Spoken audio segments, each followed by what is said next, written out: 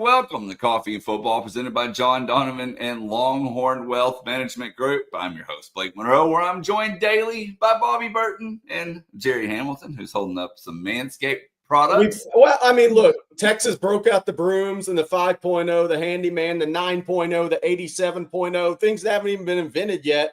Everything was used on A&M this year.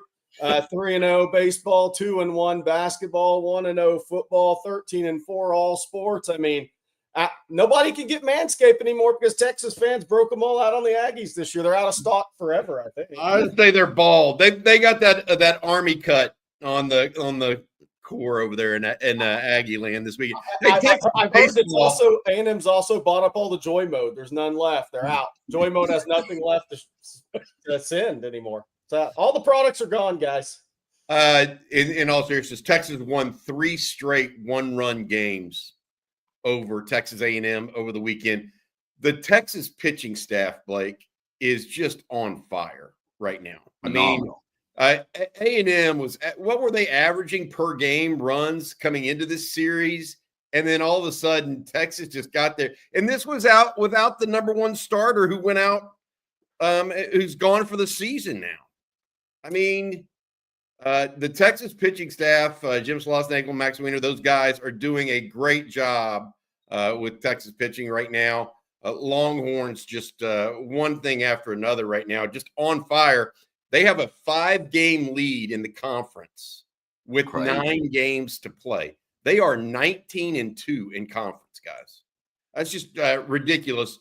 Aggie fans are, they don't play anybody. Well, they just played you and beat you 3 games to none. Start whining about something else. My God. Well, I said last night, this was the worst type of losses for the A&M fan base because it's one run. It's something if you lose 10-1, 8-0, and 17-3 and get ruled, because then you're like, they're just, it's just a butt kick and move on. But it's the heart ripping out games, one after the other. And you know what?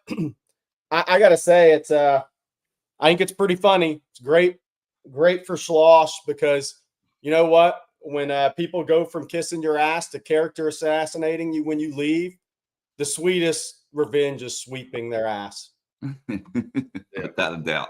Yes. And also, guys, the best start in SEC, or tied for the best start in SEC history. Obviously, if they win one more conference game, they'll clearly not SEC ready. Clearly. How about the SEC is not ready for the Longhorns? Yeah. That sounds like more like it, because Texas will end up with more conference titles than any other team or any other athletic department in the conference. Absolutely phenomenal, for sure. But it don't get any easier, guys. You got to host a top 10 Arkansas. Well, they may not be top 10 as after losing again this weekend, but Arkansas and then Florida, which hasn't had the best season, but they have talent, and then Oklahoma as well. So still a ways to go for Schloss and them. Yeah. Well, they're on their way. They're having a great year. Year. No, I wrote this weekend, by the way, I after the game yesterday, I wrote that Texas baseball is the biggest surprise on a campus full of champions in sports this year. Like, Texas getting to the Final Four in football wasn't this huge surprise. It was a tremendous feat. Don't get me wrong. But it wasn't this surprise. Texas baseball being number 1 in the nation, is that not the biggest sports surprise on campus? Yes. Yeah, I think so too. Yeah, without a doubt. All right, guys. Well, spring ball has officially come to a close. So let's look back on it. Bobby, I'm going to let you take the lead here. Yeah, I wrote something this morning on Texas football. I talked to some folks, one person in particular last night. Couple of things that stood out. The first thing they talked about was actually the establishment of leadership throughout spring and who those people are. On offense, it is clearly Arch Manning. Now, there's some guys on the offensive line like Cole Hudson and DJ Campbell. But at quarterback, and the great thing about what I was told is with Arch, it's not just that the offense kind of respects him. Some of the key guys on defense, like Michael Taft, Colin Simmons, Anthony Hill, Ethan Burke, I was mentioned Leonga Lafau. Jelani McDonald was mentioned to me as a burgeoning leader on that defense. Trey Moore, they all respect him too. And so one of the things when you look at spring, and I spent most of the time talking about spring ball as a whole with this person last night. It's to establish certain aspects of your program, right? It's not one singular practice. It's a group of them. So they were happy with the leadership of the program and where it's going.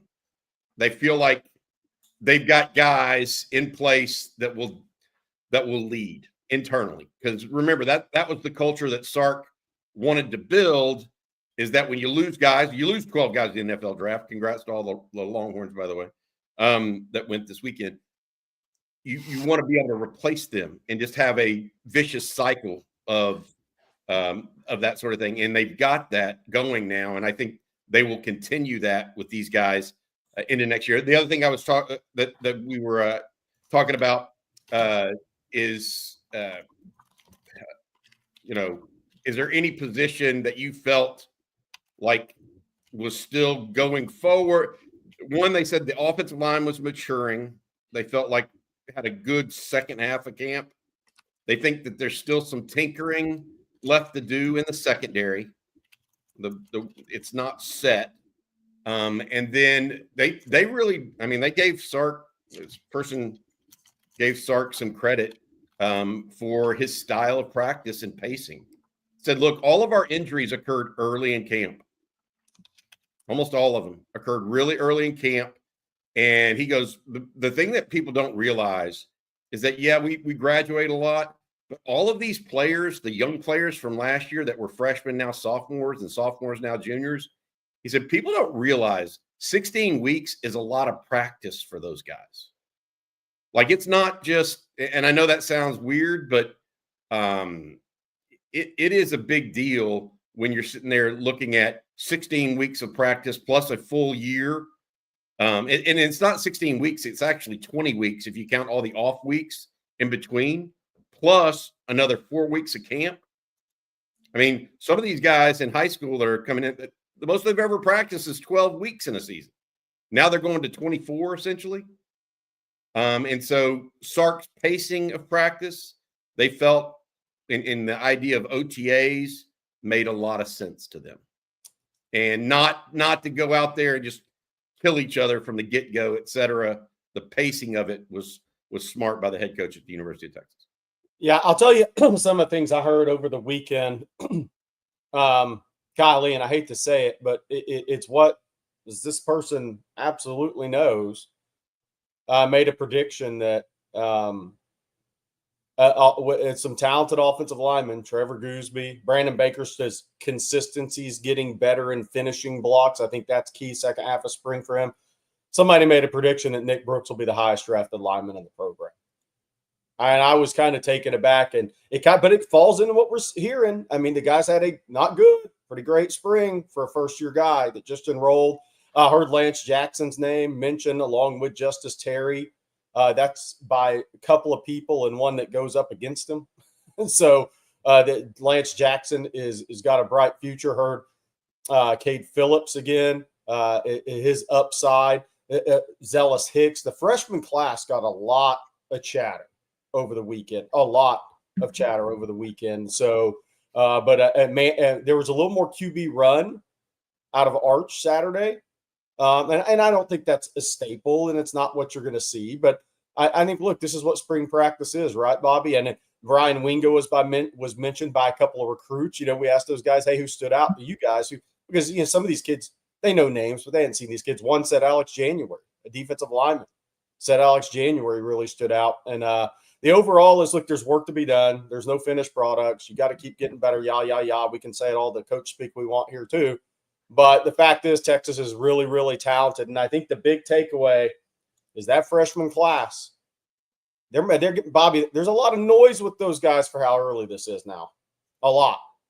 I'm not so sure that the freshman class isn't part of the reason why the secondary is not set at this point.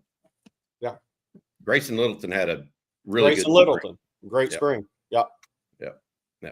All right, we got a special guest coming up. That is Marcus Myers, former linebacker, University of Texas, Austin area product. We're going to talk to him a little bit about all those Longhorns going in the NFL. But first, we'd like to say thank you to John Donovan, President, Longhorn Wealth Management Group. John is a proud Texas Exes life member whose wife and 6 siblings are also UT grads. This UT family passion is what led John to brand his firm, Longhorn Wealth Management Group. He dedicates it to providing investment, retirement, insurance, and estate planning services and solutions to Longhorn families and friends across the nation. He's done so for 30-plus years. John was thrilled to see 12 Longhorns drafted into the NFL. To celebrate those great accomplishments, John wants to encourage all OTF fans to dominate their own financial futures by taking advantage of his free 90-minute private consultation.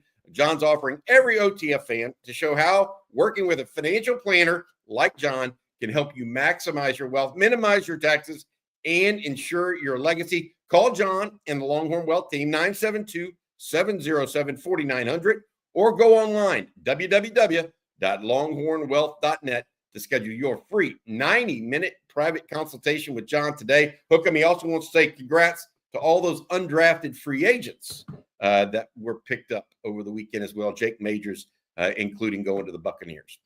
Congrats again to those guys. And remember, on longhornwealth.net, 972-707-4900. All right, Bobby, I'm going to let you do the introduction while I bring Marcus in. Yeah, Marcus Myers, how you doing, bud? Welcome to On Texas Football. I see you've got, look at him, Jerry. He's got a better, we got to do something about Jerry's background, because everybody that comes on here has a better background than Jerry Hammer. The chat disagrees. I have all the Manscaped stuff for all the jokes. Hey, by the way, this is another guy from a #1 ranked recruiting class, man. I mean, Marcus Jerry's focused on the ad reads, so. #1 class. Yeah, we did all right, I guess. He did all right. How you doing, Marcus? Thank you for joining us. You stop by the show every so often. We see you in the chat and whatnot. Felt like it'd be good to talk to you today. How you been doing, man? I'm doing well, man. My voice is gone a little bit. I was out at Dish yesterday and Friday, so had a good time with that. But I'm doing really well. Glad to be here. Got to ask you this question. You were around a bunch of guys that got drafted in the NFL growing up and played at Texas, et cetera.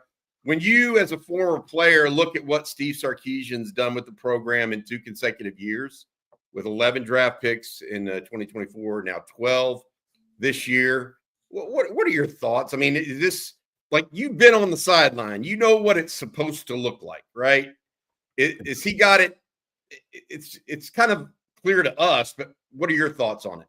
Yeah, I think to your point, Jerry, it's really interesting. We had our Letterman reunion this weekend, so a lot of guys were in town. Yep. A lot of us were, around kind of checking out the last practice on Saturday, and you notice the size of these guys. They're not just big, right? It's not like fluff. They're well put together young men, and a lot of them, to be honest, are bigger than any of the teams I was ever on. Tony Hills and I were standing next to, watching a bunch of the drills on Saturday. And it's just interesting to see how you can tell a lot of these cats still don't know what they're doing, but they're going to come along fast. And the more that they understand the game, the quicker that they'll play. But they look the part. And I think they have a tenacity about them, and they have a good blend of some guys that have seen it before, but then a lot of young guys that are still coming along. I'd be willing to bet that's probably part of why Sark made some of the choices he made with the way and how you wanted to go about spring. But I'm really excited about the future, and I don't want to jinx it, kind of like talking a no hitter, but I'm sure this isn't an original thought, but I was thinking back to the summer of 2005 when we were working out. That was when the baseball team won the last championship. So hopefully, they can go all the way this year, and maybe that'd be a good sign 20 years out. I got a different question for you, and I hate to say it, but I hate to ask it, because I wish I could have given you some notice on it. Because I was looking back at the #1 ranked recruiting class, that 2002 class, and everybody knows VY and all the guys that made it. Sure. Was there somebody that came through Texas that was so talented when you were there that they didn't make it, that you were just like, that guy was unbelievably talented for whatever reason? Injury, could have been a Brian Pickrell, could have been they got in some trouble off the field. Was there one guy you said, man, this guy was unbelievably talented, but never saw his name called on draft day? Can I give you two? Yes. Yeah. Whenever this comes up, I see it on Twitter all the time, or X, whatever it's called these days. I don't know. I always have the same two. One, I guess, is a bit of a semi-homer. I went to Pflugerville Conley, so this is a guy I knew really well. But then the other was in my class, Eric Hardiman and Adorian McCullough. Yeah. Bobby's talked about McCullough for years and years. Yeah. Unbelievable. Yeah. Those would be two. He was Dorian McCullough. Dorian McCullough, people don't realize he got on the field before Aaron Ross, Michael Griffin, Michael Huff. I mean, he was playing as a true freshman. Yeah, Adorian was the fastest guy I was ever around. And that, for me, that includes Jamal. He couldn't even touch his toes. But I don't know if y'all remember in the state track meet, our senior year, he slipped out of the blocks running the 100 and still won. So that doesn't happen too often. And then Eric Hardiman was just supremely talented athlete. I think a guy that, running back wise was a little bit before his time. He could do everything. He could, run over you, he could run through you, around you, he could catch the ball really well.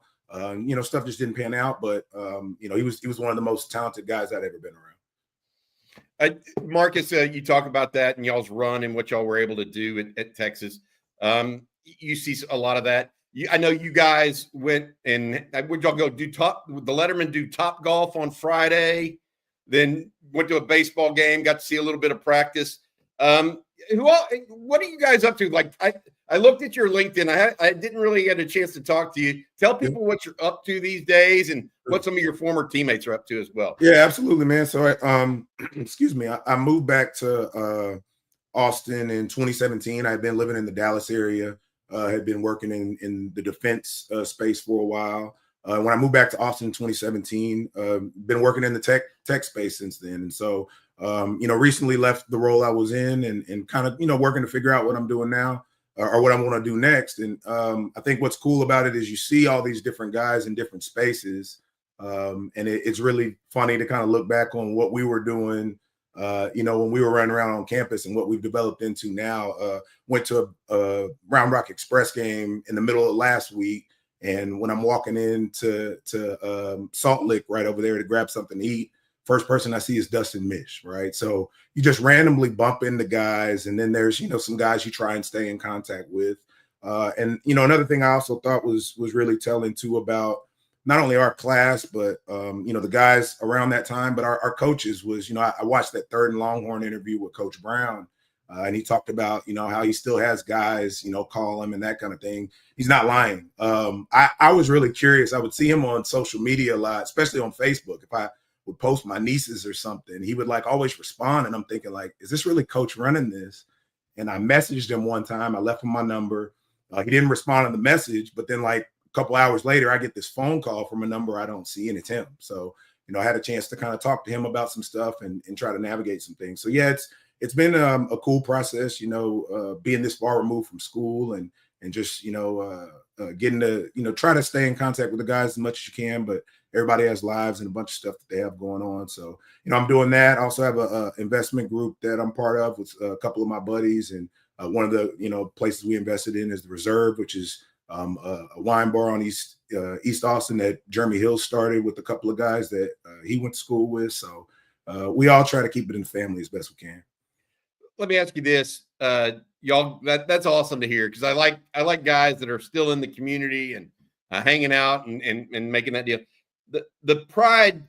I got to ask you, when y'all see 11 and 12 draft picks, when you see consecutive semifinal appearances, how does a former player take pride in that? Are y'all really happy with these? I mean, how do y'all talk amongst yourselves when things like that happen?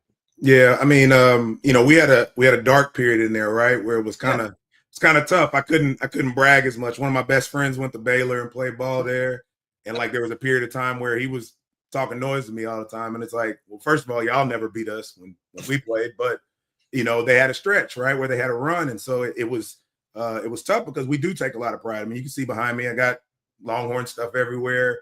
A guy was joking with me this weekend. He was like, "Do you have anything in your closet other than orange?" And I was like, "Well, yeah, I don't wear much other than that when I'm out and about." So we take a lot of pride in it. We have group chats. We're texting and talking all day, every day, because you want to leave it better than you found it. And I think we did that. And then we had guys that really showed us how to work.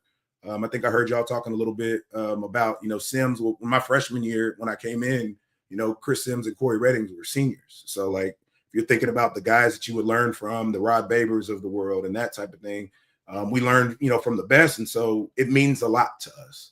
And you put so much into it, you want to see it go on. And I don't really ever want to hear, negative stuff about us. And so you're always one to kind of push it forward. And so it's great to be around it. It's great to see guys, doing well, Jade getting drafted. I had an opportunity to meet his mom just, through the church I go to. And of course he went to Conley as well. So it's incredible, man. We love it. And we're probably quietly more critical, than anybody, but it's just because we've been there and done it. We kind of, to some degree, know what they're going through, but obviously we didn't have social media and all the money in our pockets that they do these days.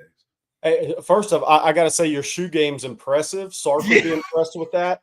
And PJ Tucker might even give you a dab on the shoe game. No, PJ has me beat. He has everybody beat. He has Nike. Like, hey, man, right?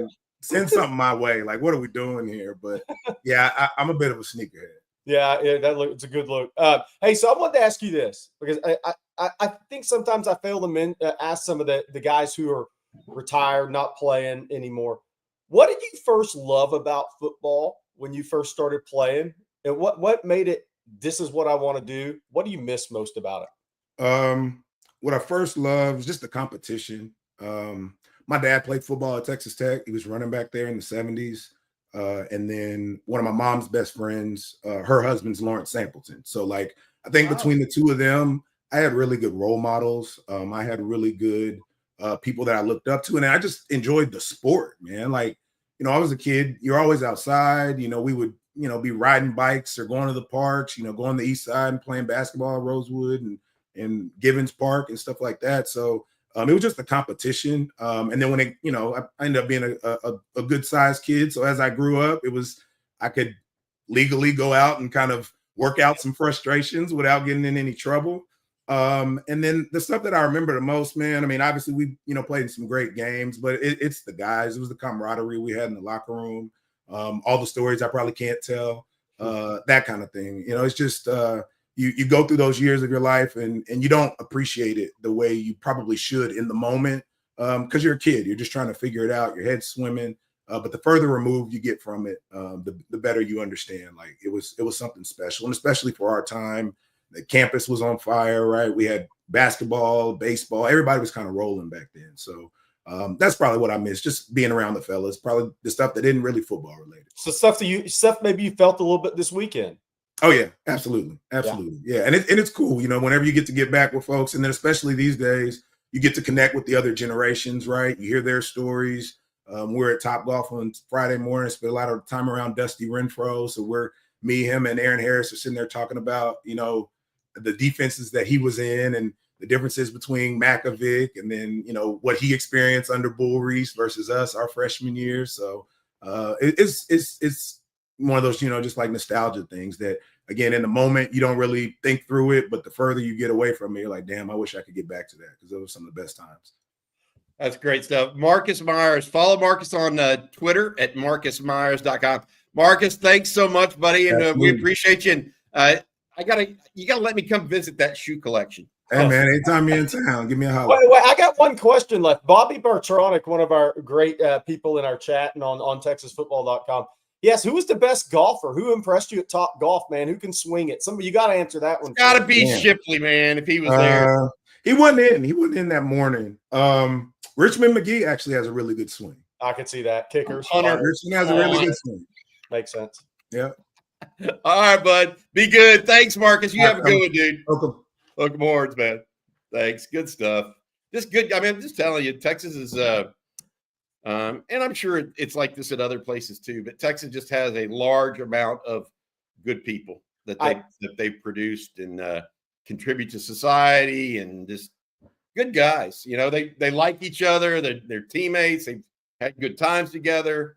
It's pleasant when we hear from those guys, Jerry. I would bet the majority of teams, not all, majority, because people can always reference one or two, that won national championships in the major sports in college have a really successful group of really successful roster by and large. I don't think after sports, I don't think it's a coincidence. I think it's how champions are, how a bunch of champion mindset that are people that are really talented come together. I think, look, if you took Coach K's basketball teams that won national titles, probably all pretty successful dudes in life, right? I mean, not all, but I think that probably follows the majority of these national championship teams, because you got to have something inside you. You got to be able to respond to adversity. You got to be able to handle success and failure. You have to be able to be a good teammate. You have to understand leadership, maximization. I think there's something to it. Guys, we got more to talk about. Of course, we got to get to the questions and the super chats. But first, I'm going to tell everyone out there today about Huel. And if you're constantly on the move or just tired of skipping meals, Huel has you covered. And it's Huel, and their Black Edition ready to drink is a total game changer. I got it right here. It's a complete meal in one bottle with 35 grams of protein, 27 vitamins and minerals, high fiber, and low sugar, so you'll feel full, focused, and ready for your day. No prep, no cleanup, just grab and go. And Huel's already sold over 500 million meals around the world, and now it's your turn to try it. New customers can get 15% off plus a free gift at Huel.com when you use our code ONTexas. And I have 3 kids, so the mornings are crazy for me. I'm trying to get them off to school. I'm trying to prep for coffee and football. Needless to say, it's a bit hectic, and that's where Huel Black Edition comes in. It's my go-to. I grab it out of the fridge, give it a good shake, and I'm ready to go. It keeps me full, energized, and focused so I can tackle whatever the day may throw at me. And obviously, it's a time saver as well. Huel takes the guesswork and time out of healthy eating. No prep, no cooking, just a quick, nutritious meal that you're going to love. So start saving time and money without compromising your nutrition today with this exclusive offer for new customers. Remember, you'll get 15% off plus a free gift as long as you use promo code ONTexas, Huel.com. 15% off plus free gift. Just have to use that new code ONTexas at Huel.com. Be sure to see the description for terms and conditions. Skip the stress, not the nutrition. Try Huel today for complete nutrition that's bottled. And we want to thank them for sponsoring. Well, we've talked spring ball. We've talked a little baseball. Let's talk NFL draft, kind of do a recap on that, fellas. Yeah, so look, a great day for Texas. Great 3 days for Texas. It set a record. 12 draft picks. By the way, SEC 79 players drafted with 16 teams. Big 10 71 players drafted with 18 teams. We are headed to 2 super conferences. There is no doubt about it. 150 out of 257 draft picks came from 2 colleges. And that is through 34 teams. So the SEC had 79 picks with 16 teams, 8 more than the Big 10, who have 2 more teams in their conference. So super impressive there. But wow, that's a great graphic right there, man. Dadgum. A&M had all 3 of their D linemen who were non-existent against Texas drafted, but they all did get drafted. They were absolutely. I mean, they got ran on like nobody's business. Yeah, I mean, it was a couple of red zone turnovers away from being a very ugly game for those guys that got drafted. But great weekend for the Texas Longhorns in the NFL draft. I mean, Sark now. This staff begins the spring evaluation period this week, hitting the road with 23 draft picks. I believe somebody at every position has been drafted now in the last couple of years for Texas, or will be next year. Obviously, we can get to all the BS 2026 mock drafts later in the show because that's exactly what they are. But a great weekend for Texas. A lot of dreams come true for these guys, and it was great to see. And it kind of ran the gamut, Bobby. It's like the whole draft did. Your Cam Ward, the one offer out of high school guy, starts the draft, which is great for young kids that maybe aren't getting all the offers, that maybe are wondering, should I even play this game anymore? It's not going the way I want. But then for Texas is Jahdae Barrett, right? Matthew Golden wasn't, Jaden Blue is ranked higher than him on his high school team. Matthew Golden goes in the first round. I mean, so it's a lot of these kids that they're very talented. Doesn't mean you're always the highest ranked guy on your team. It doesn't mean you can't end up being the best. So it was a great draft for Texas. I think it ran the gamut of, for recruiting perspective, from a development perspective, and for kids looking up to some of their young idolization in that age of 10 to 12 when they really start paying attention to this stuff. A lot of the guys they love watching at the University of Texas just got drafted, and that helps you in future years in recruiting. Surprises in this draft for you, Jerry? I thought my biggest surprise in a positive way was Vernon Broughton going still early in the NFL draft. I did not see that coming. I thought he'd be 5th, 6th round guy.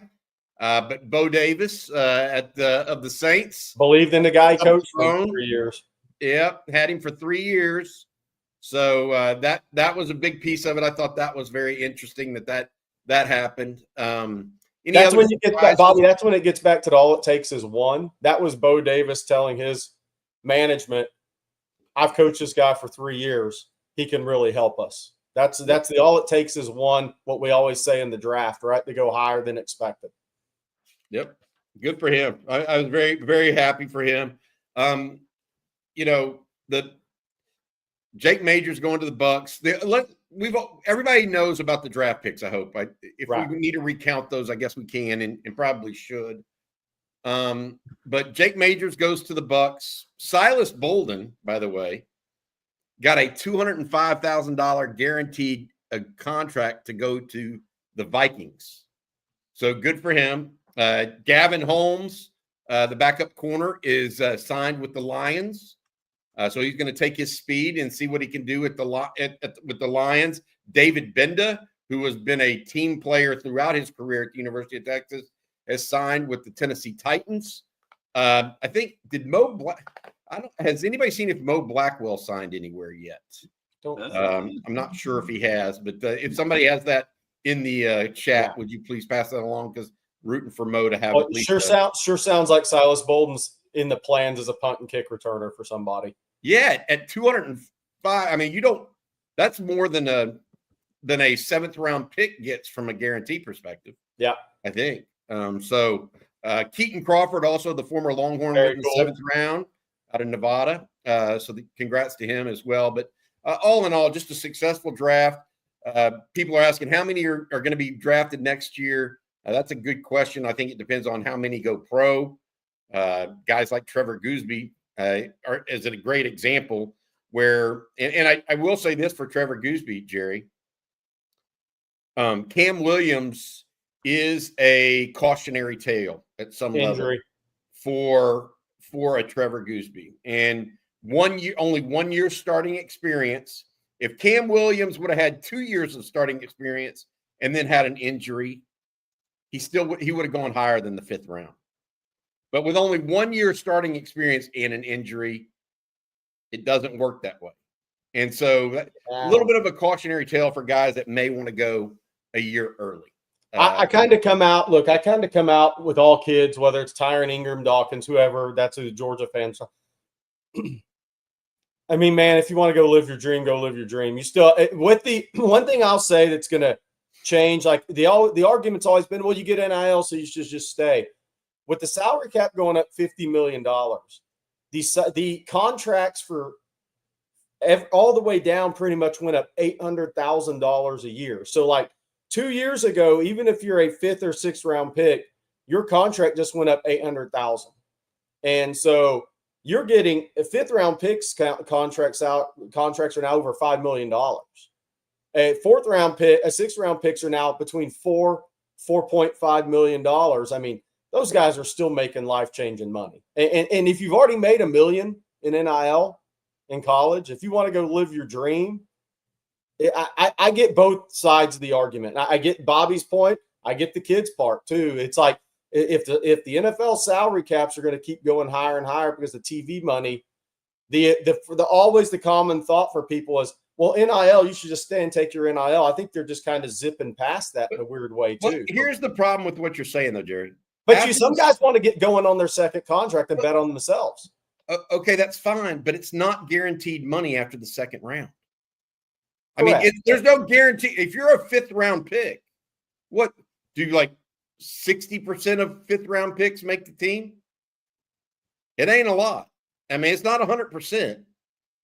So I just feel like after this, I agree with you. If you're a first or second rounder, it's guaranteed money. I get it. Cam Williams probably thought he could get into that group. Okay. And I'm not, look, yeah. Cam is. You got to be healthy when you go in the draft. That's the telltale there. He's better than that. Yeah. I think he's better than that. I think he's indicative of why the Philadelphia Eagles are so freaking good. Yeah. I mean, they picked him up in the 5th round. He's a potential starter if he's healthy. I mean, that's reality. Now, and they have the offensive line that allows them to sit there and bring him along and store him as a guard for a year or two, right? And then push him out the tackle. That's him and Andrew Makuba are perfect example. Makuba also went to the Eagles. Are perfect examples of why the Eagles are so good. I just, and I know that hurts every Cowboy fan's, whatever you want to, hurts their feelings, but they both are examples of exactly why the Eagles are so good. They got their quality players with good upside, and getting Cam Williams in the 5th round is a steal for the Eagles, in my opinion. So. Okay, let's see here. Jerry, we've talked a little bit of everything, but we haven't talked about the big recruiting weekend that went down this weekend or this past weekend at Texas. What do you got for us there? Yeah, we're going to watch Cameron Hamil's huddle tape here because it was my first time seeing him in person Saturday. And one, I think on tape, the guy's a tremendous player. Like, I think top 100 level kid in the country. After seeing him in person, Bobby, he's built like Quentin Jammer. Oh, wow. Like, he is all of 180 pounds, but he has got that muscular build. He looks college ready right now. And I looked at him and said, whoa, this guy's going to be like 6'1", 195, 200 pounds, a couple of years into college, and be built like Quentin Jammer. Like, he has got a natural muscular tone to him. And you're just like, you're not really built like a lot of high school DBs are.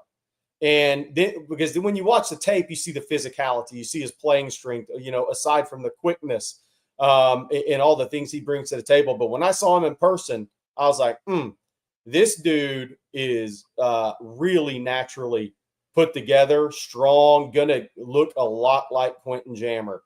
That's what this guy physically is going to look like for whoever gets him. And I do think Texas, this was his first visit to Texas. Texas will get, and I'm not saying he's going 3rd in the draft, people. That's not what I'm saying. I'm saying physical build, because that's to be determined for guys.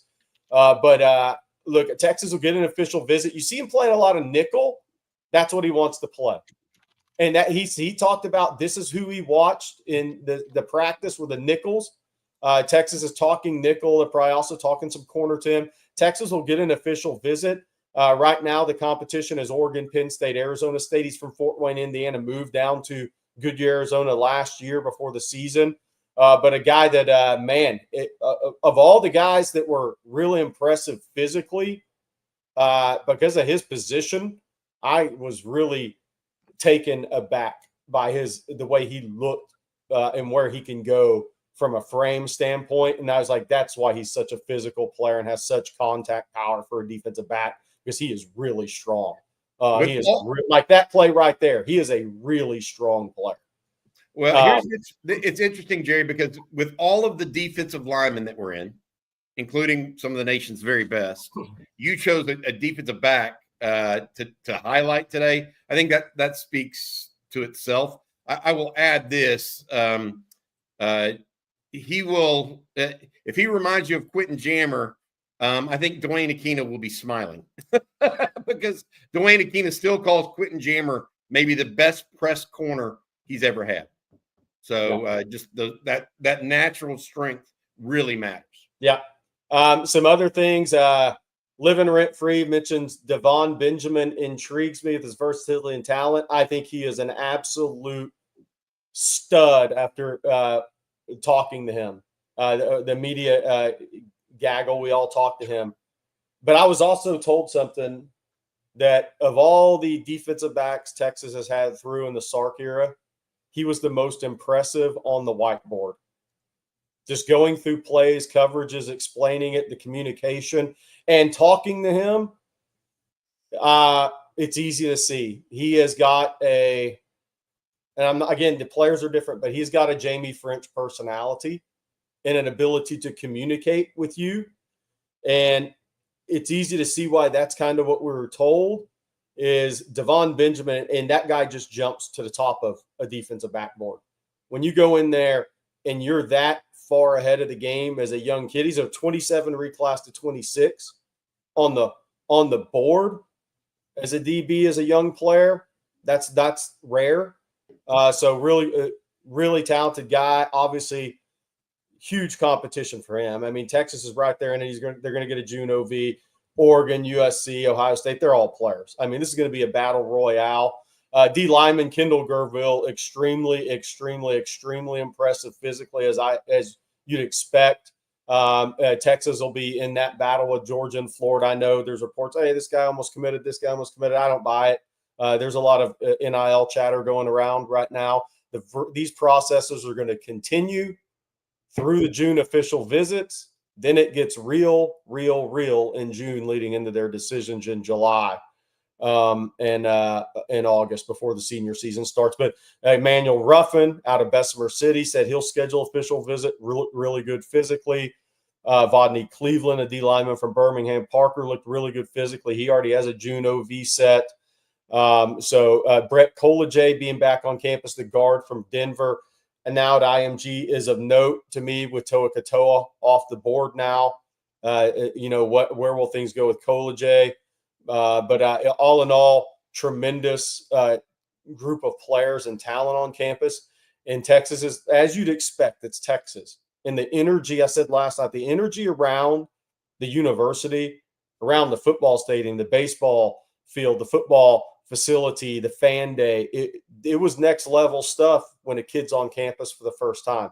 The only way a kid doesn't walk away and say Texas did great with me, or now I think I'm going to officially visit Texas, is if they weren't offered. That's it. That's the only thing based on what I watched over the weekend. And by the way, Justice Fitzpatrick, great. And I'll mention Derek Cooper living rent free. Great visit, midweek visit. Texas went from, they got an official visit set, but it's Georgia and it's Miami and it's Ohio State, to Texas is going to be in this recruitment. The one thing I'd say about that is, from what we were told, Justice's mom was really impressed with Texas. That's important because she already went through this process at a very high level with Minka Fitzpatrick.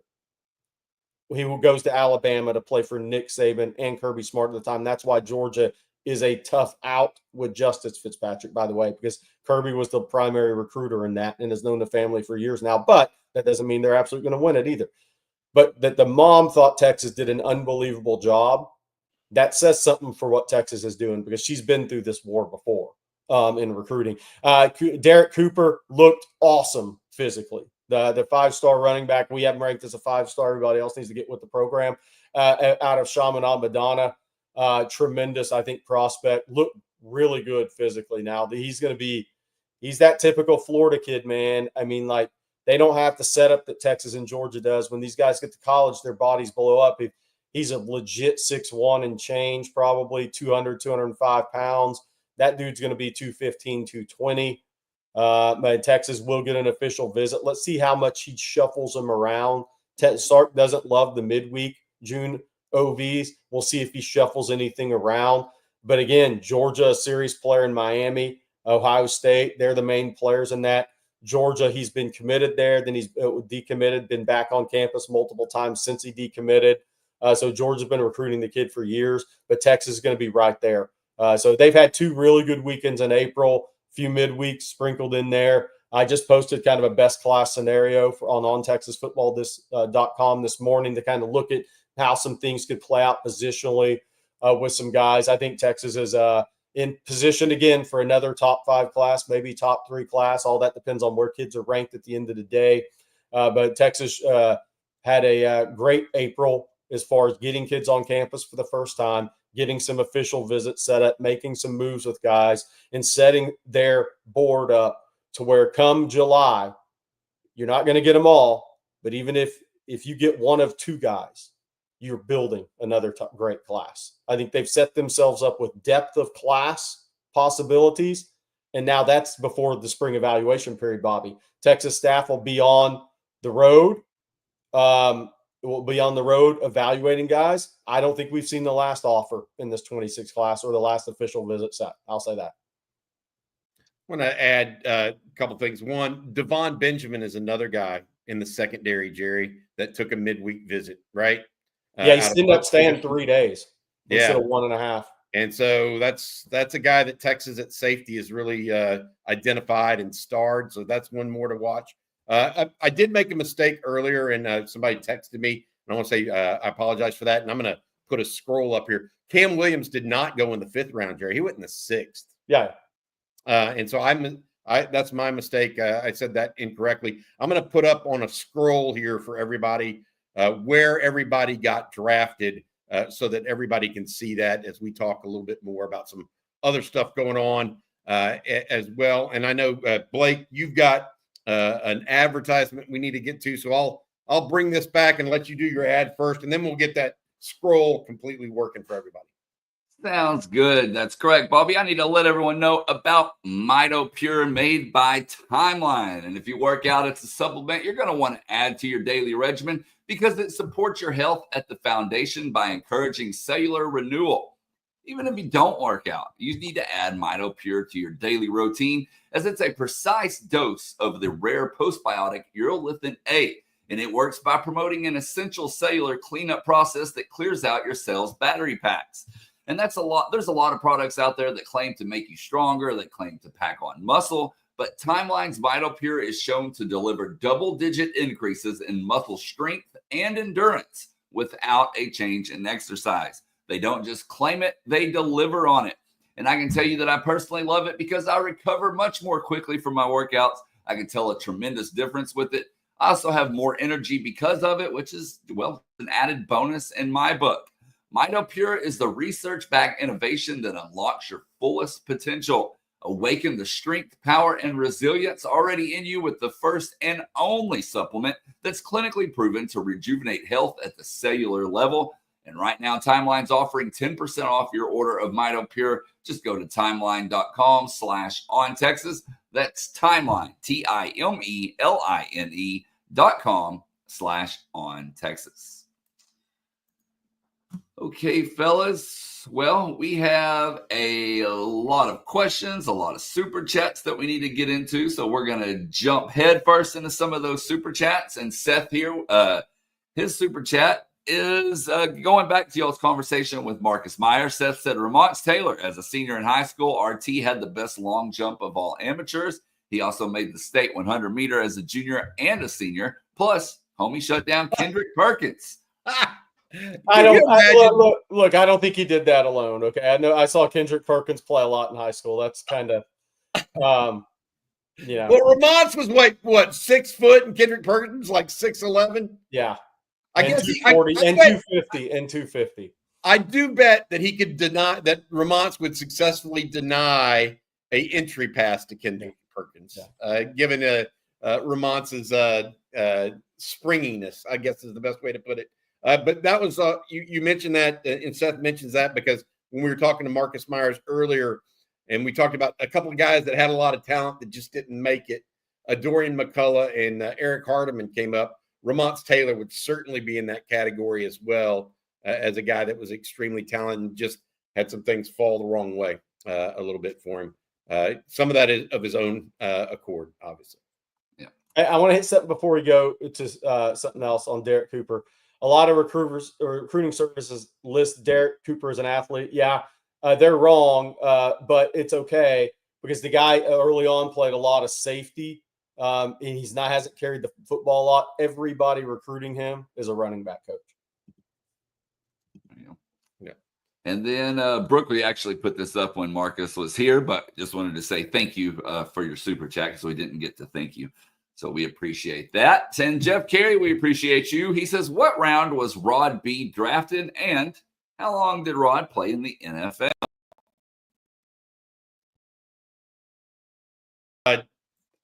I should know this off the top of my head, but I don't. And so I'm looking it up right now. 4th round, 123rd pick to the New York Giants. I knew it was the Giants. He played off and on in the NFL for three years. Look, from 03 to 05. There you go. Put it up there real quick. That is Rod B. 5'9", by the way. Rod always says he would have been 6 foot. He would have made a lot of money. There we go. Well, thank you, Jeff.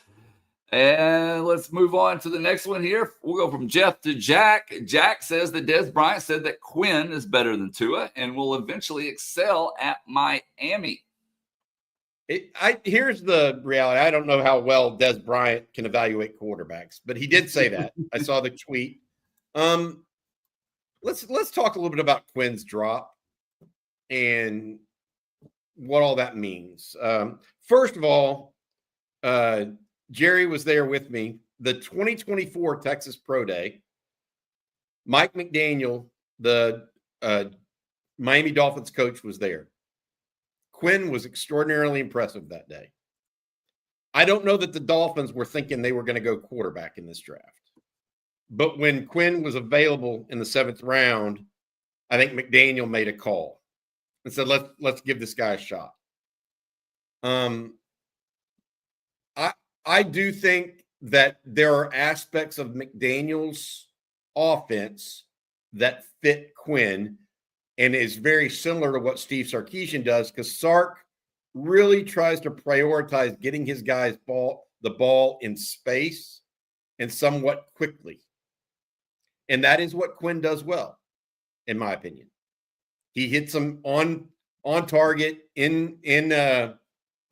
on the move very well in the short and intermediate game. Okay. We'll see if Quinn feeds into that with the Mike McDaniel offense. And so I'm happy about that. Overall, I think people need to now understand and appreciate Quinn Ewers at Texas even more. And this is why, Jerry, go live your dream. Quinn Ewers, to some level, is a cautionary tale of that. Quinn Ewers could have gotten $4 million to go play for another university. Wasn't going to do it. It just wasn't going to do it. Wanted his legacy to be at Texas. That probably cost him some very real money. Okay, in retrospect. Now, hindsight's 2020, and I think we all understand that. He was hoping to go much higher than the 7th round, right? But I think people need to put that into context now. He gave up very real money to have his legacy be the starting quarterback at the University of Texas that helped take Texas to 2 national semifinals. So people that want to down Quinn Ewers, and I'm not saying he's perfect. He's not claiming to be perfect, by the way. He's not the one that put the perfect grade on himself coming out of high school, leaving a year early. That was recruiting prognosticators. Okay. I want people to put and think about Quinn Ewers in a different light, because he literally could have gotten paid more by going to another college team. And he chose not to. So just putting that out there for everybody. It was difficult to watch him drop, but at the same, and go behind quarterbacks that I think he's better than, by the way. I'm not saying Quinn Ewers is perfect, but I did think some quarterbacks went ahead of him. But we'll see. I just want people to realize that, I guess. Yeah, look, I think there's a couple of factors there with his draft. One is, I mean, the guy didn't have a healthy season. Since his junior year in high school. I mean, the only healthy season he had, he was on the scout team at Ohio State when he should have been a senior in high school. That was a bad move by his circle. It cost him leadership and of a team, of a community, of a great program. That was a mistake early on there. But then the other thing, and I said it during the game, and I've said it since, you can't explain away the Georgia game. That's a tough thing that you have to. That's a hard thing to overcome in a draft. Is a third-year starting quarterback that the head coach looks at and has to pull him in the biggest game they'd had that point in the season. That's a tough thing to overcome in a draft. Just go count how many third-year starting quarterbacks in a regular season game were pulled. I mean, it's hard. Go look at it. That's a tough thing to overcome in a draft. It just is. And we're going to stay on the Quinn subject for just a second here because we have a super chat from Spank B. And thank you for the super chat. Good morning, guys. Is it possible that Sark put in a favor from a friend to draft Quinn? Does stuff like that happen? Hook 'em. No, I don't think that happens. McDaniel saw Quinn in person in that 2023 our 2024 pro day. So I'm sure stuff like that does happen. I don't think it happened here. I mean, the one thing that I will say this, it's not going to happen at quarterback when a coach is a quarterback coach. Like McDaniel is a quarterback guy, right? It's just not going to happen that way. That's my opinion. And one other super regarding Quinn Ewers here, and it comes from Taylor Johnson. Thank you, Taylor. Taylor starts out saying, I was a Quinn guy, but do you think it was an indictment on Sark that he wasn't playing the best guy with Quinn going in the 7th round? I don't. I mean, I just don't. I think Sark's not trying to rush this, just like the Manning family's not trying to rush this. That's why Jerry's wanted to talk today about all these 2026 mock drafts that have Arch Manning going number 1 overall. This is not a rush for Arch Manning. There's no problem with him waiting. So no, I don't think it's an indictment on Sark at all. I think Quinn was the leader of the team, and they made it to the college football semifinals. So what are you going to say? I mean, that's not an indictment in my opinion. Well, look, I would say this for Quinn. No matter how it ended NFL draft wise, Quinn did a lot for the University of Texas football program. When he transferred back to Texas, Texas needed a shot in the arm. No doubt.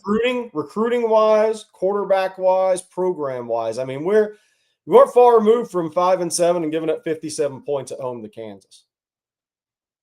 And he came in with that offensive line class, and he gave Texas a big shot in the arm. I mean, that was a very big transfer back to Texas for Steve Sarkisian. And look, I think Sark was loyal to a guy that helped him build his program at Texas. Quinn did a lot for Texas. All right, more super chats to get into. And Sean here, we appreciate you. Sean says, is it fair to say that with this upcoming season, we can officially declare that this roster is completely Sark's recruits? Yes, absolutely. I don't think there's one left that's anybody but a Sark recruit at this point, Jerry. Can you think of anybody? No. I mean, no, not from the high school ranks that's been recruited here now. Yeah, I can't think of anybody. Will Stone? No, I think he was that first class with the deep snapper. That was Texas recruit. That was a Sark recruit. Okay. Jeff Banks. Yeah. There you go. Yeah, I was thinking back offensive line, but they were all 2022s. Yeah, no legacy to that point. No legacy commitments from Tom Herman. No, even like Gunnar Helm was a legacy commitment of sorts, right? No legacy, and so was Barron Sorrell. No legacy commitments. Oh, by the way, congratulations to both those young men. in the 4th round, Gunnar Helm and Baron Sorrell. I know their dads and families are really proud of them today, as well they should be. So hats off to those guys. And Creighton P here. Thank you for the super chat. And Creighton says A&M may have had a first-round pick, but it came with all of the draft media trashing their player development on national TV. I don't know what to say. I mean, to Jerry's point, they had 3 defensive linemen drafted, and what did Trey Wisner go? 36 for 186? 33 for 186. Yeah, 33 for 186. And they're replacing all those guys this year, by the way. Yeah. So I'm sure they're going to be better on the defensive line, right? I don't know. Not the way they reacted after Murad Watson committed to Texas. Jerry, so I see and here's a question for you. Torian York, I see on all these preseason, all conference, and all American teams. I just think that he gets lost too often to be that's their linebacker at A&M. I don't understand the hype there. I'll just put it that way. I got to go off now. The new mock drafts have come out, and there was one they're all going to have Arch number 1, so everybody clicks on it, talks about it. So I'm already guilty of it, but I'm only saying this because I'm going to stand by it, and I'm going to stand by it, and I'm going to stand by it. Arch Manning will start 2 years at Texas and then go in the NFL draft. I just look at the history of the family. Look at the way they've approached everything. Number of starts, experience matter. It's not about going number 1 in the draft. It's about, are you ready to be a player when you go? Are you ready to be a starting quarterback when you go to the NFL? That is when, and that's why the way this whole recruitment development's played out the way it has with the Manning family. This is not a rush to go pro. That's not what this is. This is a process to be a good pro when you walk in the door in the NFL. So I know it'll keep being written. Oh, he's going to go number 1 next year, whatever. I don't buy it at all. I think he's going to start 2 years. Hey, we're only a month and a half removed from somebody putting a video camera in front of Archie's face at a restaurant saying, I hope he starts 3 years at Texas. I mean, does that sound like a family that's saying, well, 1 year, we're out of here? No. But then this same mock draft, the mock drafts, somebody should keep the link. I sent an email so we can look back on this mock draft in a year from now. I mean, these mock drafts are incredible. I think literally they just throw whatever will click up against the wall. This same mock draft had Cedric Baxter going in the 1st round. These people, this is the ultimate clickbait stuff that's going out with these NFL drafts right now. I love Cedric Baxter as a player. There is no way in the hell anybody could put that guy in the 1st round of a mock draft. He had a major knee injury and may not be ready at the start of the season. That's why this is all bull crap if you read it. And I mean, I love Cedric Baxter. You guys know that. I'm Cedric Baxter's biggest fan since I saw him in high school being a leader of a team while he's out with a minor hamstring injury in the huddle for 2 straight hours of a high school practice. I've been to thousands of high school practices. I've seen that maybe 5 times. But these mock drafts sitting there saying, oh, this guy's going to be a 1st-round pick coming off an ACL, MCL, PCL, and he's may not be ready for the start of the season's asinine. It's ultimate clickbait. But we're talking about it, so I guess they win. And for those listening, they obviously had Arch number 1 to the Saints. They say Anthony Hill Jr. will go number 3 to the Giants. As Jerry said, Baxter to the Bengals at 25, and then Muhammad to the Rams at 27. Of course, this is a way too early mock draft from CBS Sports. That's aggressive is all I will say. That is aggressive. Hey, we need to say thank you to our sponsor. That is John Donovan, a president of Longhorn Wealth Management Group. As a proud UT alum, John served 15 years as a Dallas, Texas Exes chapter board member and is now helping lead the build-out of the Collin County Texas Exes chapter. We all enjoyed cheering for our Longhorns drafted in the NFL this weekend. Sark and company were busy hosting a ton of top-tier 26 and 27 recruits to continue to build out the future Longhorn program. John and the Longhorn Wealth team want you to build out your own program, offering all OTF fans the opportunity to build their financial future by taking advantage of a free 90-minute private consultation with John and his team to learn how working with a certified financial planner can help you maximize your wealth, minimize your taxes, and ensure your legacy. Call John and his team, Longhorn Wealth, 972-707-4900, or go online, www.longhornwealth.net, to schedule your free 90-minute private consultation today. Again, 972-707-4900. Thanks, John and the team over at Longhorn Wealth. Hey, Blake, could you pull up? Hang on 1 second there, Jerry. I need to tell everyone about OwnWell as well. For you homeowners out there, you're probably in the same situation that I'm in. Property taxes continue to rise and rise with no relief in sight. And let's face it, owning property comes with plenty of challenges as it is. Overpaying on property tax shouldn't be one of them. But did you know that you can fight your property taxes and save thousands of dollars every year? OwnWell believes that when it comes to paying property tax, you should only pay what's fair. You can go online, sign up in under 3 minutes, and their local team of experts and cutting-edge technology can start saving you money with no upfront cost. It's not fun to fight them by yourself, and I can tell you, based on my own personal experiences, the whole protesting process is a pain in the you-know-what. So put property tax money back in your pocket in just minutes. OwnWell handles everything from start to finish, and they deliver top-notch results with no upfront cost. Like I said, the best part is you only pay if you save, and 86% of OwnWell's customers receive a reduction with average customer savings of a little over $1,100. Now, the deadline to protest is May 15th for most counties, which means that's coming up quick. So save money on your property taxes with OwnWell. Sign up in less than 3 minutes and start your protest today at ownwell.com/OTF.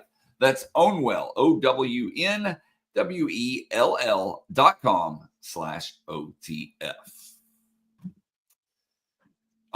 Hey, do you have this Instagram, Blake? Were you able to pull it up? You're going to have to give me just a minute. I'll answer a couple of questions then. Joshua Manning asks, who do you like more, Vodney Cleveland or Gerville? I think Vodney Cleveland's more of an over-the-ball player. I think Gerville's like a top 3 or 4 D lineman in the country. I think Kendall Gerville's an absolute stud in this class. Him, Jamion Winfield. There's some guys that I really think are a little different in this class. That's a couple of them. David Keith Williams, what is your view of Josh Dobson, the 2027 cornerback from he's from Catawba Ridge, what I think it's called, in Fort Mill, South Carolina, right south of Charlotte, right across the border. Josh Dobson, really good build, long arm kid, man. I mean, yeah, he's put up times. I think he ran 10.7 this spring in the 100. Really good looking young corner. Was on campus multiple days. I think he's coming back in June as well, maybe for a pool party in July, but he'll be back on campus. Texas will be a player there. All right, I do have it now, Jerry, and Cooper Manning posted this for Arch's birthday, which looks like it was yesterday. Yesterday turned 21. Let me play this for y'all. What's your name? Arch. All right. How old are you? 6. Let's nail it. Let's see. There's the chair. There's the goal. Go get him.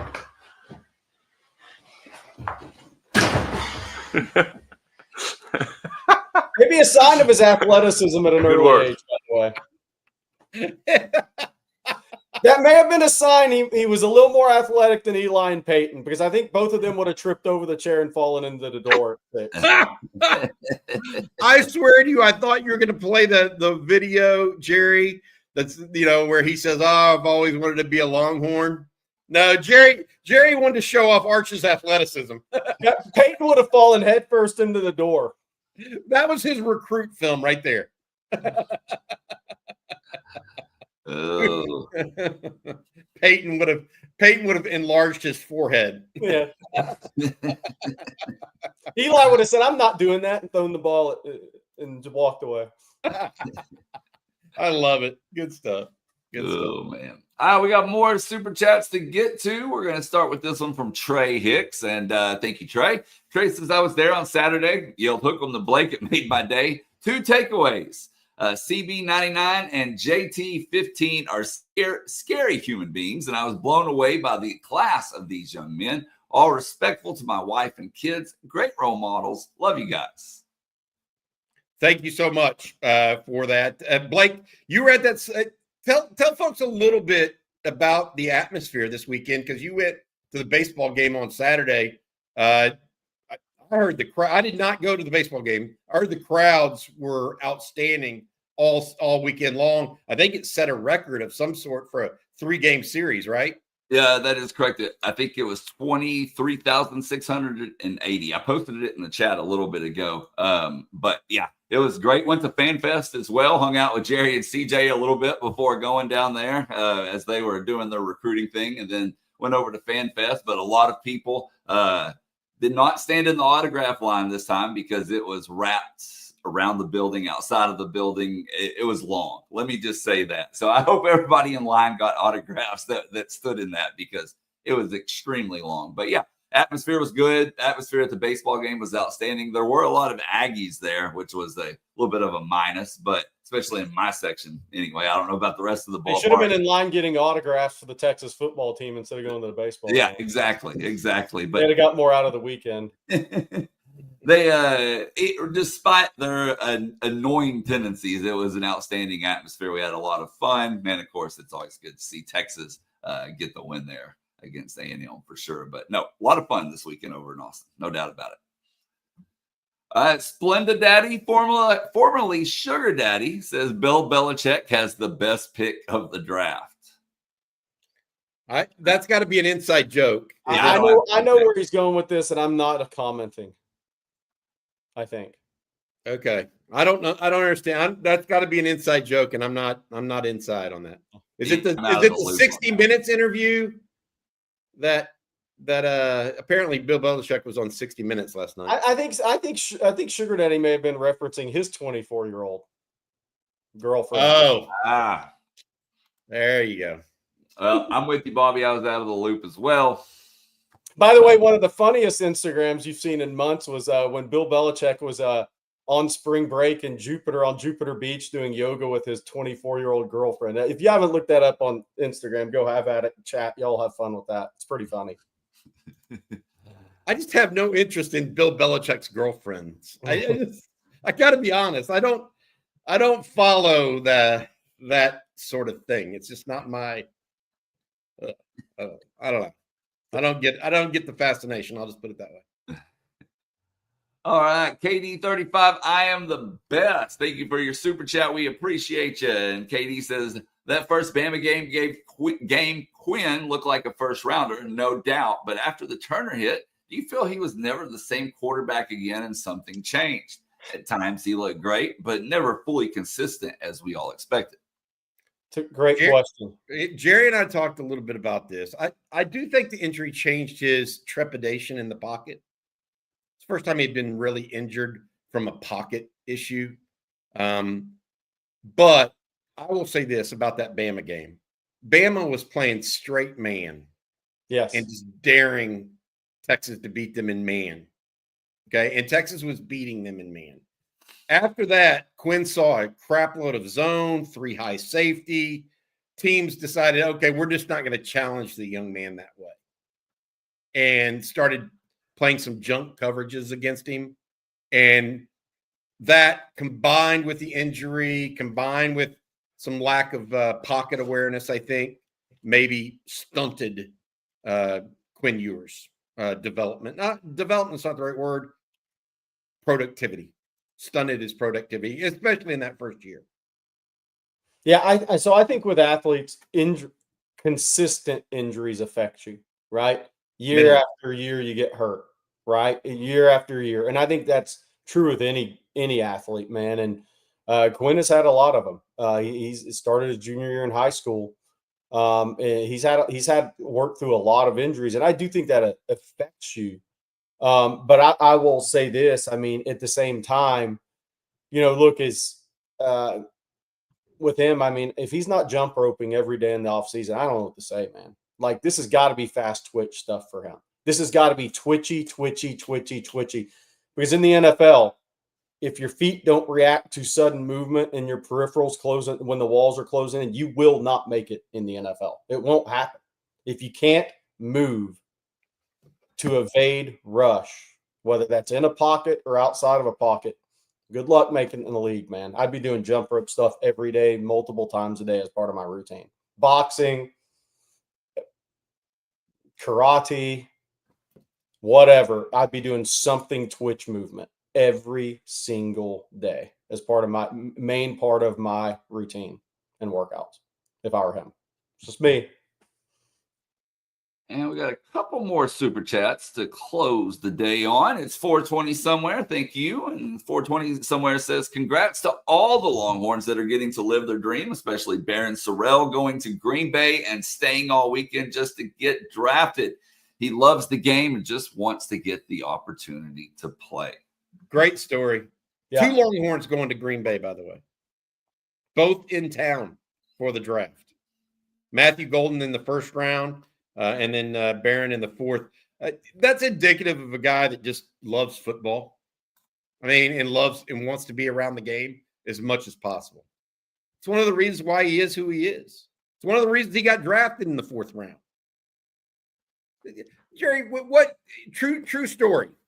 Okay, let's give people real scoop here and real thought. Okay, when Texas signed Baron Sorrell, okay. Did you think he'd be a future NFL player? I did not. No. So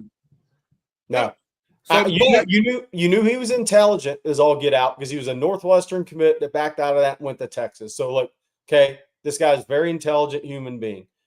But the one thing you never know about guys, you never really know, is are you going to go maximize your talent? One, and that's one. And because coming out of high school, he did not have the measurables. And there's a reason that he wasn't a nationally recruited guy. That guy maximized he squeezed the orange for everything I had in it to get and that's the ultimate hat tip to a guy. I agree. That's what I'm saying though, is we got to be on if we're going to evaluate recruits. Okay. We need to acknowledge that, hey, I thought Baron Sorrell might be a rotational piece at some point for the University of Texas. Did I think he would start 3 years and be a 4th round draft pick? If you would have told me that, I would have said very little chance, unless Texas isn't very good in football, by the way.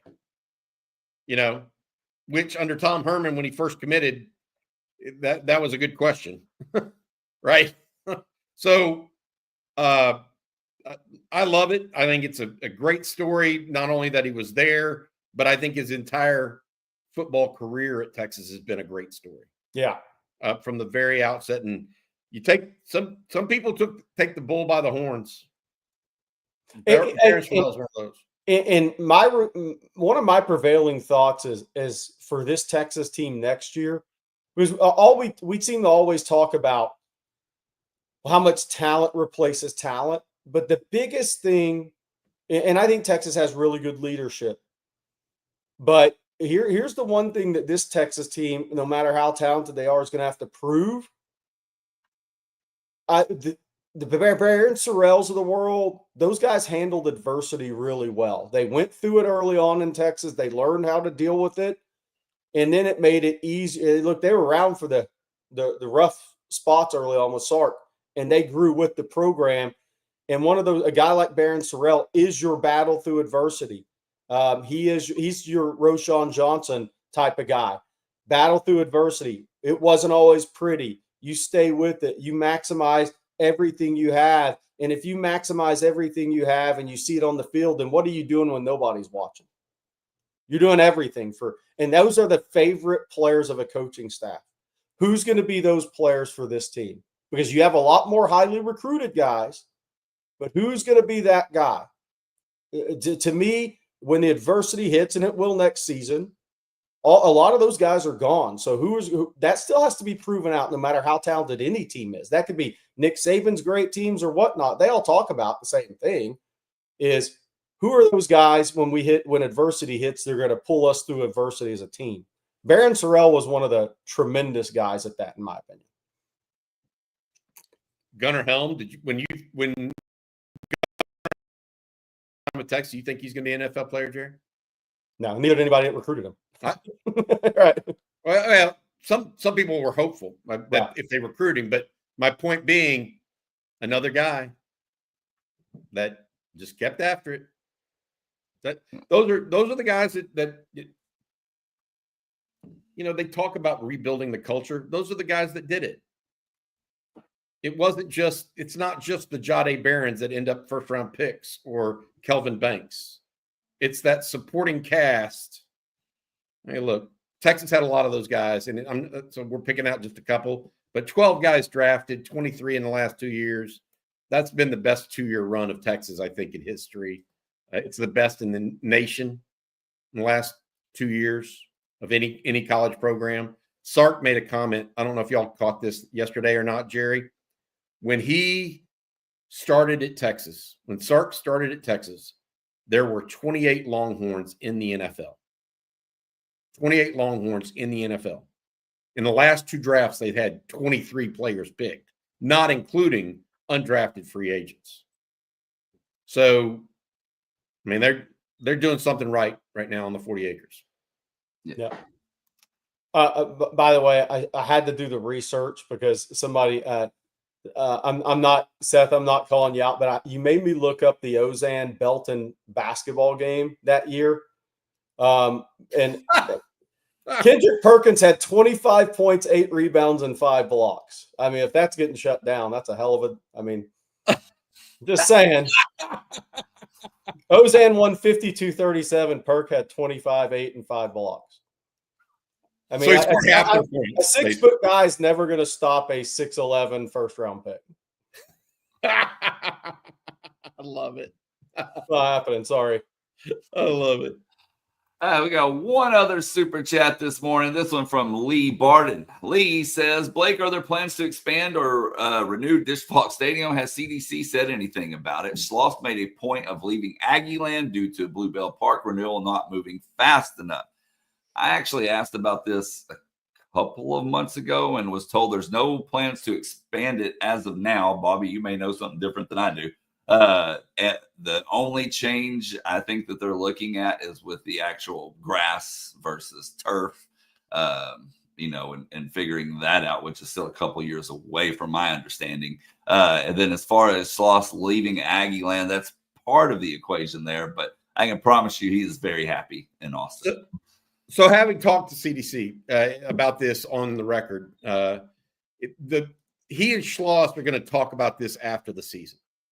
Like, what are the things you really need? What do we need to do? Schloss, obviously, he hit the ground running in recruiting and has been busy coaching, etc. When's he been able to come up for a breath of air to talk about things like that? Yeah. So my understanding from talking to Chris Del Conte, again on the record, was, hey, we're gonna talk about everything you need, but that we can talk a little bit right now. But he was just so engrossed in building the team that he hadn't even been on campus.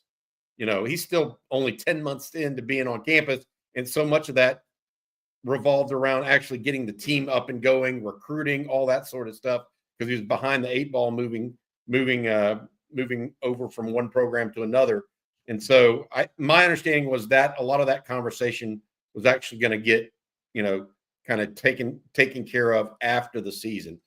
To your point, Blake had the one piece, like it hadn't even been decided if what the surface that Schloss even wants for sure.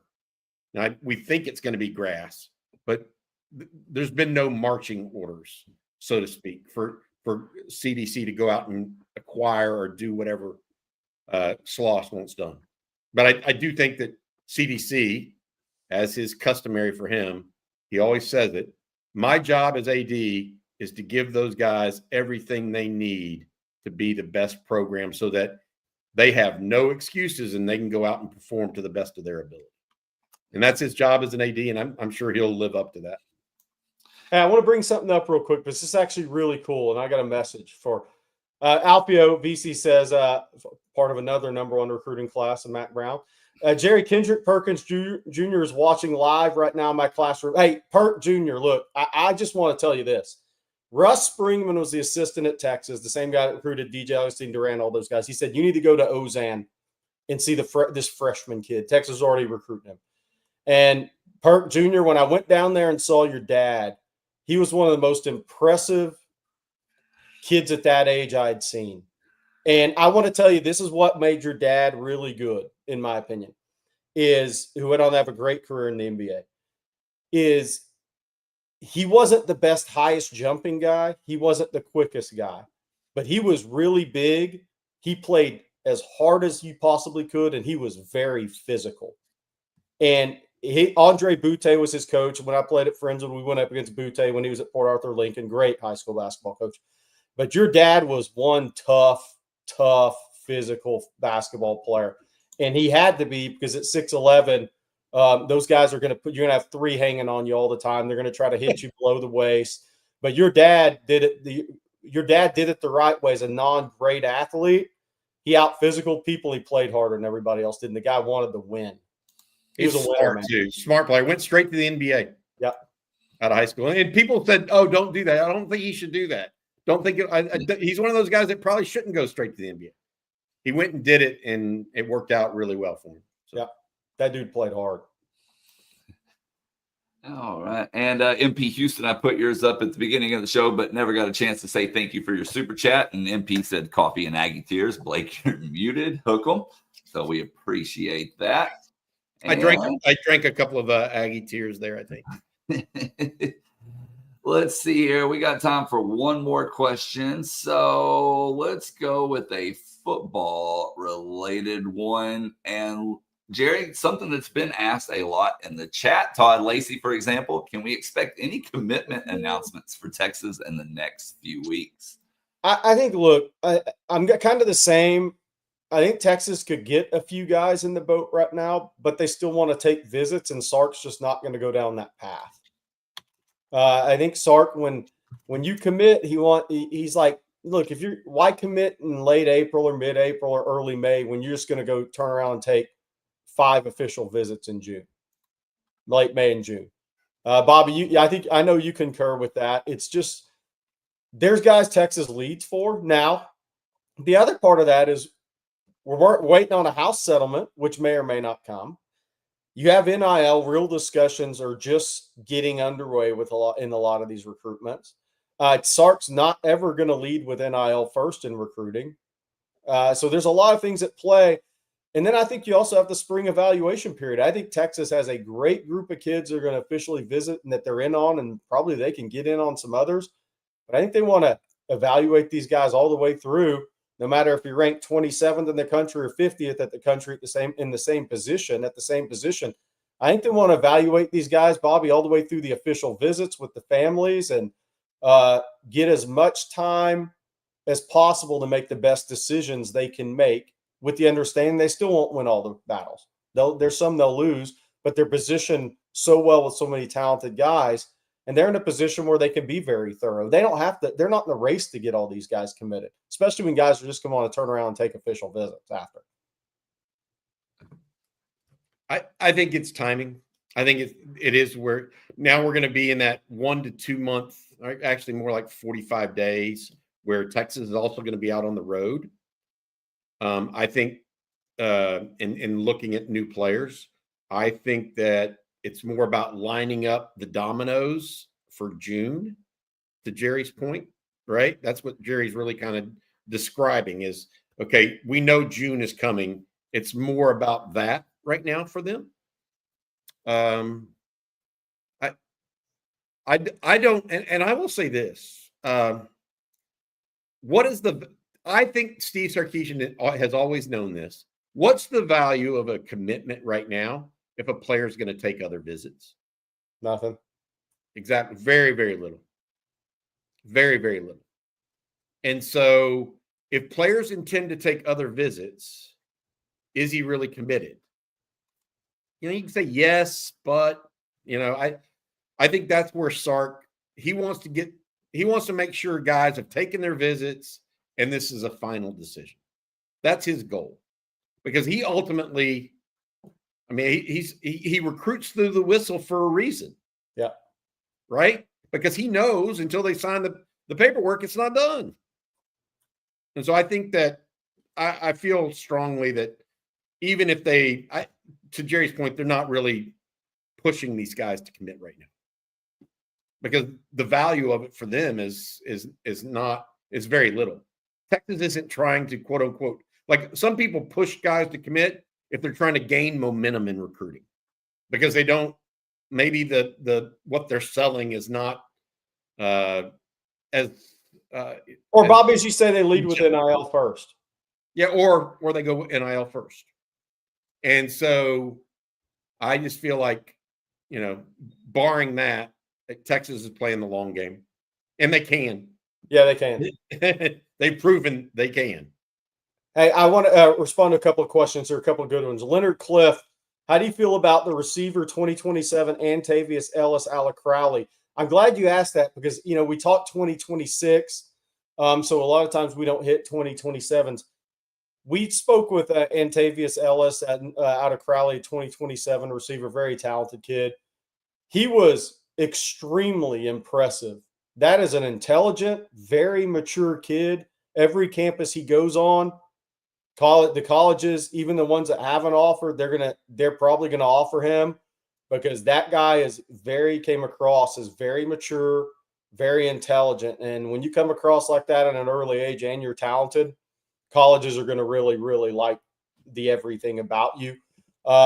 Mark E asked, how do you feel about Emmanuel Ruffin, kid out of Alabama? Really good frame. I think Alabama's probably the team to beat. Florida is right there. Tennessee, Auburn, Texas. He's going to come out with a top 6 soon. Texas will be in it. I think Texas will get an official visit. But Texas gets a weekend June official visit, he's going to have to shuffle somebody out for a weekend visit for Texas because he has them all locked in right now. But kids are doing that right now. But I think he's a really solid prospect. I mean, that state of Alabama has 3 or 4 or 5, 6 D linemen every year that you just look at and say, yeah, there's a reason Nick was Nick, man. Auburn's been really good. You put those guys in a strength and conditioning program for 3 years, and they really turn out. Ruffin's one of those guys. Texas will be in that. And we got one other super chat, guys, before we get out of here. Archmania, thank you for yours. Archmania says that last baseball series versus A&M was as entertaining as any MLB game this year, full of highlights from both teams and the Horns sweep. Don't we have a picture you were going to bring up, Blake? Oh, gosh. I don't have it ready. Y'all going to have to give me a minute. No. It's okay. I don't have it. Even though this was a picture that is legitimate, like it's basically the Aggies sliding into second base a little early. But I know that it's legitimate. Come on, Blake. You got to be quicker, man. I got it. I'm waiting. He was bucking us on throwing this photo up, but it's just kind of funny. It was the guy made a good baseball play, but it kind of is a reflection of A&M sports in general. He dove a little early. He was trying to get down so he doesn't get beamed with the baseball. Good baseball move, but the photo just looked like A&M football getting through October and the base is the end of November. Just one run short of that second base right there. But yes, he's trying to avoid the obstruction call for sure. But it is funny. It is kind of their season summed up in a picture, honestly. That's the 9th inning double play. Texas won on a double play to end the 9th inning. Came in one. Was it Max Grubbs that closed that out after Volantis closed out? Volantis Saturday and Sunday. Yep. So that's good stuff.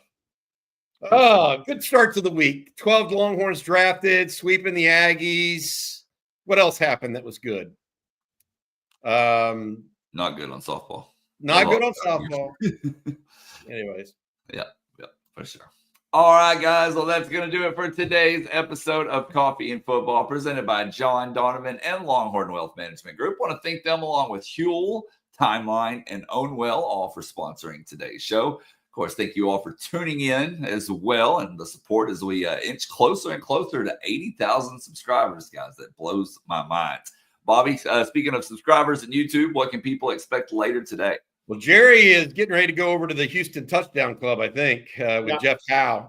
Steve Sarkisian speaking there in a couple of hours. So he'll be there.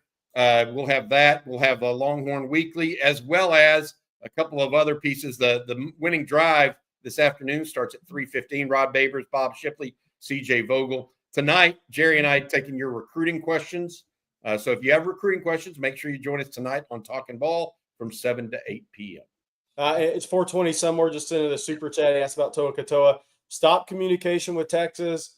Looks like that'll be SMU over Oklahoma and A&M whenever that time comes. We'll see how it all finishes up. There you go. And don't forget, we can't be on here all the time. So to get your Longhorn fix, head on over to ontexasfootball.com. Join in on the discussion over there on the message boards. A great community that has really just taken off and grown in a major, major way, especially over the last 6 months or so. But use promo code OTFOG when you sign up, and you'll lock in an annual subscription for just $49.95. But that's only if you use promo code OTFOG when you sign up. And don't forget, if you're looking for a reason to be a member over there, just go to make fun of Joe Zura. Joe Z. Yeah, there you go. One of our favorite pastimes. Yes. 100%. One of my favorite people. And be sure to hit that like and subscribe button. Ring the bell so you're notified anytime we go live, post content, whatever it may be between that and on TexasFootball.com. We got you covered around the clock. Well, we will be back same time, same place tomorrow. So for Bobby Burton and Jerry Hamilton, I'm Blake Monroe, and we'll see you then.